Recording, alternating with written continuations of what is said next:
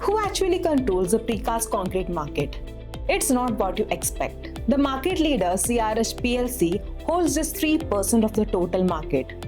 The next two players, Precast Holdings Inc. and Jianhua Holdings Group, capture only 2% each, while Holcim Limited and Consolis Holding SAS holds 1% each.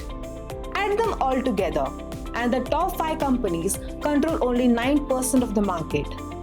That means 91% is still in the hands of hundreds of other players. The takeaway: the precast concrete market isn't defined by dominance. It's defined by diversity, with competition spread across a vast network of regional and specialized manufacturers worldwide. Markets move fast. Your decisions need to move faster. The 360i Research platform brings analyst-authored research and AI-powered discovery together in one place.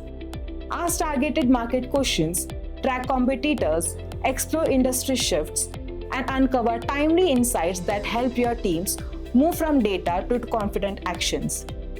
Connect with 360i Research and turn inspiring insights into dependable actions.